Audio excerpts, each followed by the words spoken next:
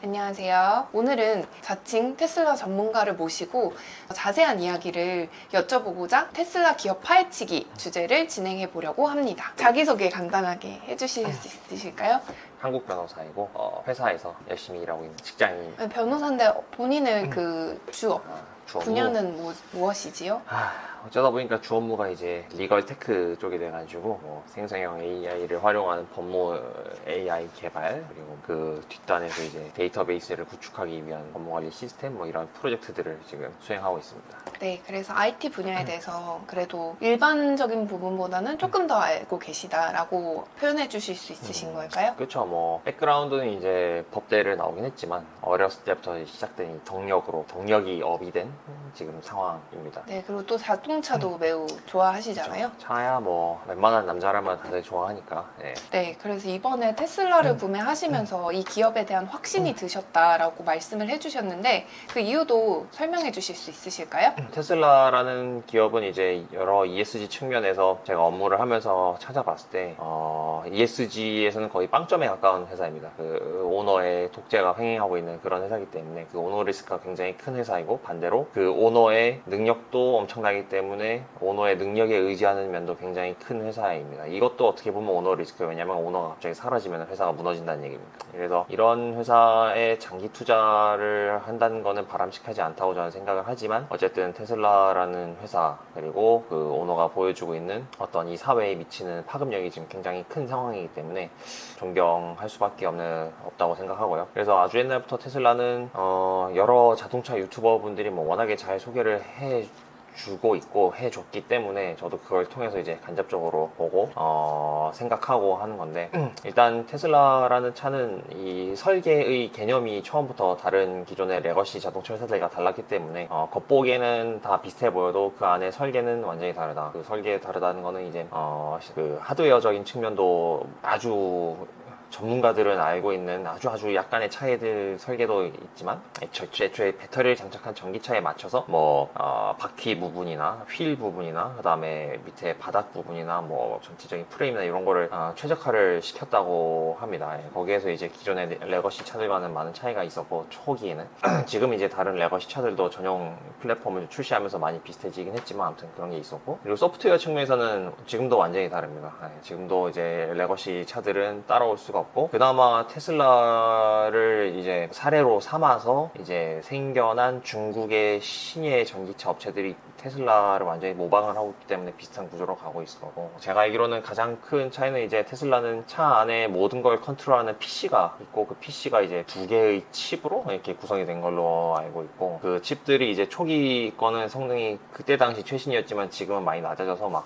무상으로 교체해준 사례도 있고 이런 걸로 알고 있습니다. 그래서 그 하나의 어떻게 보면 하나의 컴퓨터가 차의 모든 기능을 제어를 하는 구조이고, 이거를 구현하려면은 반도체 설계 기술부터 시작해서 소프트웨어까지 모든 게 다 기술이 있어야 가능한 건데, 기존에 우리가 모는 자동차들은 그런 게 아니에요. 수많은 반도체가 들어가서, 예를 들어서 내 시트를 움직인다 그러면 전동 시트 움직일 때 그 움직이는 그 명령을 내리는 거를 처리하는 반도체가 막 있고, 그 다음에 공조장치를 처리할 때 그걸 받아가지고 하는 장치가 있고, 그리고 핸들에서 입력하는 어떤 각종 크루즈 컨트롤이나 이런 거를 받아서 처리하는 장치가 있고, 이게 다 따로 돼 있었는데, 테슬라는 그게 그냥 하나의 컴퓨터에서 모든 거를 다 제어하기 때문에 업데이트도 그냥 이거 하나만 하면 되고, 그래서 OTA랑 오버디에이어 무선으로 업데이트하는 게 단순히 내비게이션 지도 정보만 업데이트하는 정도가 아니라 아예 그냥 그 마이크로소프트 그 윈도우즈가 10에서 11으로 올라가듯이 그냥 차의 전체 소프트웨어 버전 자체가 올라가는 그런 식으로의 이제 진정한 그 업데이트를 할 수 있는 구조가 설계에서 비롯된 겁니다. 그래서 그런 거에서 이제 테슬라는 기존의 차와는 완전히 다르다는 걸 알았기 때문에 처음부터 이제 테슬라를 사고 싶었지만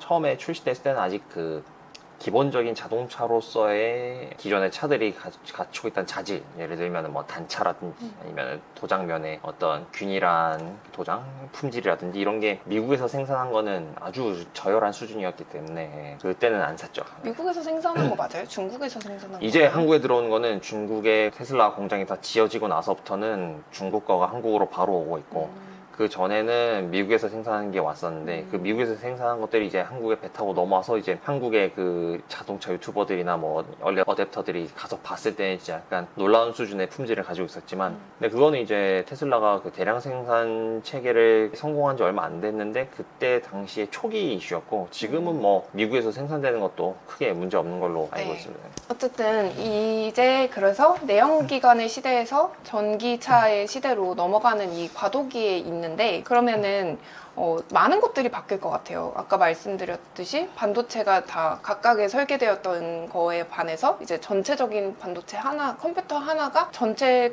자동차를 통제한다 이렇게 보이는데 그리고 전기차로 바뀐다는 거는 석유 에너지에서 전기 에너지로의 전환이 이루어지는 거라고 볼 수 있는데 이것에 대해서 좀 자세하게 좀 설명을 해주실 수 있을까요? 우리가 인터넷으로 연결되는 세상이 되면서 전기가 어떻게 보면은 필수적인 세상이 됐고 지금 비트코인을 비롯한 여러 코인들 생태계가 파생이 된 거고 왜냐면 걔네들은 완전히 그 눈에 보이지 않는 온라인 세상에서 돌아가는 애들이니까 파생이 되는데 거기에 포섭되지 않던 게 이제 자동차란 말이에요. 자동차는 액체, 석유 액체에서 뽑아낸 휘발유나 경유 뭐 이런 걸로 돌아가고 있었으니까 근데 그것들도 이제 이 전력 생태계 안으로 들어오게 된다면 전기차로 다 바뀌어서 들어오게 된다면 이제 결국은 모든 게 다 전기를 기반으로 돌아가게 되는 건데 뭐 테슬라 자체만 놓고 본다면 테슬라는 파워월이라는 가정용 배터리가 처음부터 있었어요. 아주 처음부터 있었고 이거는 뭐 미국에서는 아주 처음부터 있었고 우리나라에는 안 들어와 있어요. 테슬라 미국 홈페이지에 가면은 파워월과 그 다음에 월이라는 게 그러니까 벽에다가 설치를 하는 배터리라는 거죠. 그렇죠. 벽에다가 그냥 붙여서 놓는 배터리라서 그냥 파워월이라고 이름을 붙인 것 같고 요거 말고 미국 그거에 가면은 그게 있어요. 지붕처럼 설치하는 태양광 패널이 아예 또 솔라루프잖아요. 그 우리가 흔히 아는 태양광 패널과의 차이는 우리는 지붕 위에다가 태양광 패널을 설치하는 건데 이 테슬라 거는 그냥 그 자체가 지붕. 네, 그래서 그냥 그 일체형이구나. 지붕막 그걸로 패널로 하는 거고. 타일처럼 까는 거네. 타일처럼 까는 거네. 저게 하려면 할 수 있겠지만 근데 미국의 기후도 알아야 되는 게 지금 테슬라의 근거지는 어쨌든 텍사스죠. 그거 캘리포니아에 있었다가 텍사스로 옮긴 거지만 지금 그 동네들은 겨울이 없어요. 겨울이 없는 동네이기 때문에 그냥 그 남향이건 뭐 지붕이 향해 있는 향을 별로 따질 필요가 없을 거라고. 1년 내내 해가 비치는 동네이기 때문에 그냥 지붕 모양에 맞춰서 얘를 이렇게 다다닥 깔기만 하면 되는 거예요. 네. 근데 우리나라는 그렇지가 않습니다. 이번에 태양광 패널 설치하면서 보니까 그 정부 보조금을 받는 것도 있는데 그게 진짜 거의 뭐 한국 시리즈 예매 할 때 그 클릭 싸움 하듯이 이것도 딱 땡 하면은 바로 아침에 접속해서 이렇게 다다다닥 해야 겨우 신청할 수 있는 정도이고 그리고 그 보조금을 받으려면은 조건에 정남향으로 설치를 해야 된다는 조건이 있으니까 지붕이 정남향을 향해 있지 않으면 구조물을 세워서 태양광 패널은 정남향으로 맞춰야 되는 거지. 그거는 이제 우리나라는 어쨌든 사계절이 있는 나라고 태양광 발전량이 5월, 6월이 가장 발전이 많이 되는 달이고 이제 9, 10, 11, 12, 1, 2 이렇게 되면 발전량이 거의 반 토막 이상으로 나는 걸로 GPT에다가 시뮬레이션 돌려보면 나오거든. 근데 그게 실제 데이터 기반해서 답변을 해주는 건 그냥 진짜 맞을 거란 말이고요. 그래서 겨울철 일조량이 그러니까 해가 짧게 뜨는 겨울철에도 최대한 발전량을 끄집어내야 의미가 있기 때문에 그래서 정남향으로 하는 거를 아무튼 요구를 하고 있고 어쨌든 남향 쪽에 맞춰서 설치를 했고 그러니까 우리도 그 집에다가 납축전지까지는 아니고 뭐 인산철 배터리 같은 거를 그냥 집에다가 두고 태양광 패널이랑 이걸 이으면은 저장은 할 수 있지. 태양광 패널이랑 인버터랑 배터리를 이으면은 태양광에서 생산된 게 저장은 될 수 있는데 그럼 배터리랑 또 우리 집에 전원을 연결을 해야 된다. 기본적으로 이 미국 쪽의 파워월은 그런 시스템인 거예요. 태양광에서 발전시킨 거를 파워월이 일단 저장을 하고 파워월이 집에다가 전력을 공급해주는 구조인데 근데 내가 찾아보니까 파워월이 단순히 그런 배터리가 아니라 테슬라의 소프트웨어가 또 다 들어가 있는 거예요. 그래서 이 파워월을 월에서 생산된 거를 하나로 다 모아서 모든 집에 파워월에 이렇게 수만 개 있을 거잖아. 그럼 그거를 테슬라가 직접 전기 판매업자가 돼가지고 그거를 하나로 모아서 그 설치된 집들한테 전력을 고르게 배분해주는 막 그런 기술도 있는 것 같고.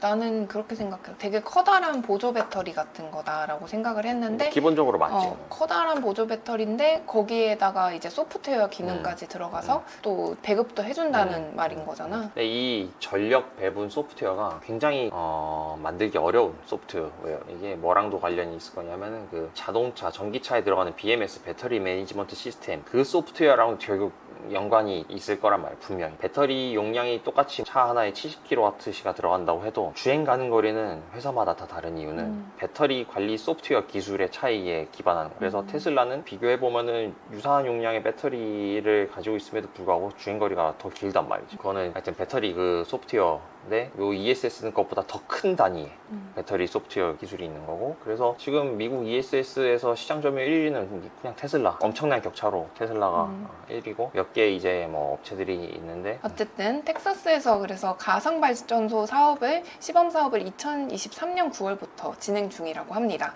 가상 발전소라는 건 파워월과 솔라루프, 충전소 등을 모두 연결해서 AI로 전력 수급을 조절하는 시스템이고요. 파워월을 설치한 가정은 프로젝트에 참여할 수 있습니다. 5만 가구에 250MW 전력 공급이 목표라고 합니다. VPP라는 건 이제 찾아보니까 버추얼 파워 플랜, 가정용 ESS 그 파워월을 전체를 통합 제어해서 이제 전력망에 공급하는 건데, 그 나라의 전력은 그 나라의 가장 중요한 인프라 산업 중에 하나이기 때문에 규제가 굉장히 심한 영역이고, 그래서 우리나라 같은 경우는 한전이라는 이제 사업자가 있어가지고 찾아보니까 법상으로는 이제 2000년대 초반?